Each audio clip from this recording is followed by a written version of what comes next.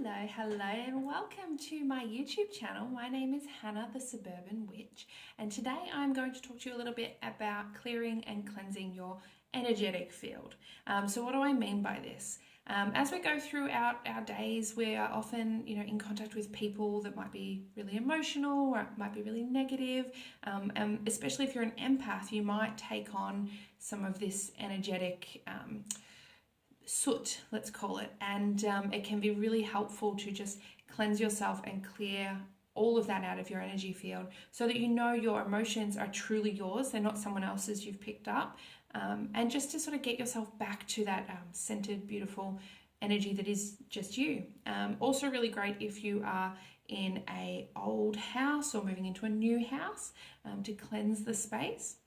If you are, like myself, a tarot reader, or working with any forms of divination or energy work, this is absolutely essential, because you're working in the energetic realm, and especially doing, for example, a reading for a client. My cards are reading their energy, and so that imprint is going to be on the cards. So I like to cleanse those as well. So let's just get into it. I wrote a blog post about this on my page on www.suburbanwitchery.com. You can find it there, and I've talked a little bit about three main ways that people use different items to cleanse their space and themselves.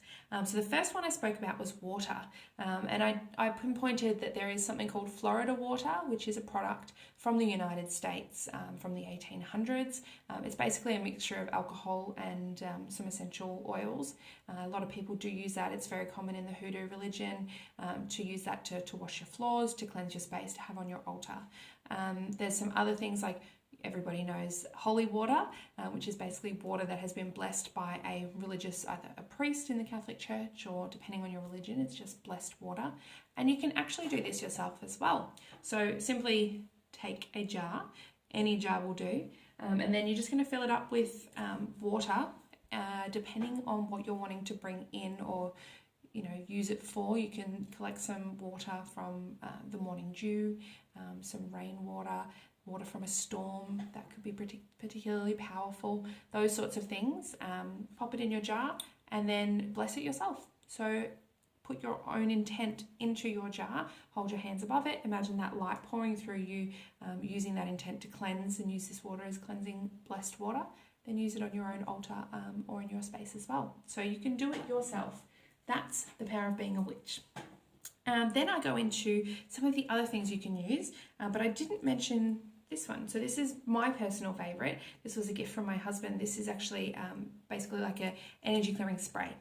So it's from Cedar and Stone. I really, really love their stuff. I've bought lots of things since. It's an energy clearing mist, used sage and cedar wood.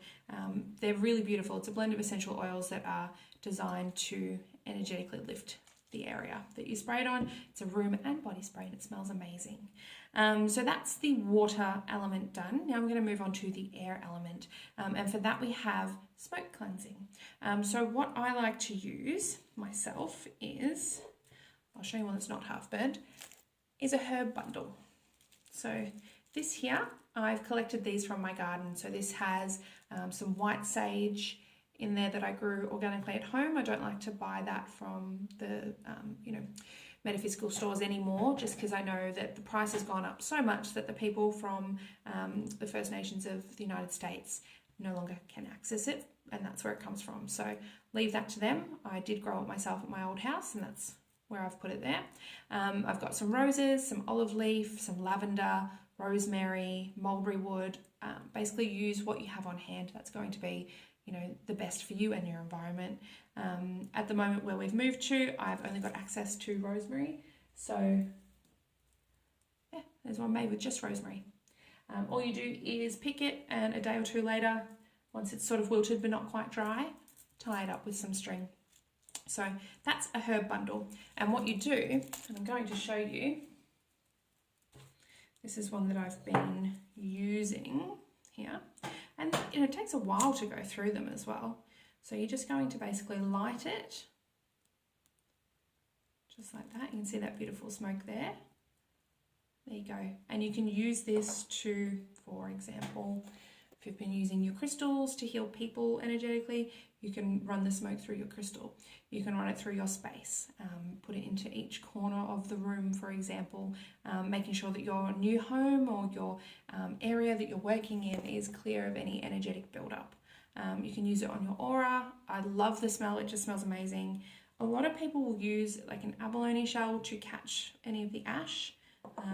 I also use like a little plate that I made just to catch it, and then you can use that ash to make your own black salt as well, which is also good for cleansing and protecting your space. And then lastly, I went on to some crystals that you can use. So my favorite is a selenite wand. So this one here, it looks like a beam of pure light. It is absolutely gorgeous. Don't get it wet. This one is not water friendly, and it will start to basically dissolve away if it goes into water. So this one is fantastic. For example, where are my cards? There they are. After a long, hard day of work, I simply pop this on my tarot cards and leave it there overnight, and that just infuses it. You can also do this in the light of the full moon. That is another great way to use your crystals. That will cleanse, not that selenite needs cleansing, but it'll cleanse other crystals and can also doubly cleanse and charge your pack as well. Speaking of tarot cards, if you place them all back in order as well, then that's another way to cleanse them. This one, and I'll show you as well how I do this. So when you have your selenite wand, just basically sweeping down your aura, so a few sort of centimeters out from your body, back and front, over your head, and especially if you know you have, a block in your sacral chakra or in your solar plexus chakra, you would want to really focus on that area. So those are fantastic. The other one I love to use before I sit down is a pendulum. So this little guy, usually I would use him holding in my hand like this. I'll turn so you can see a little bit better.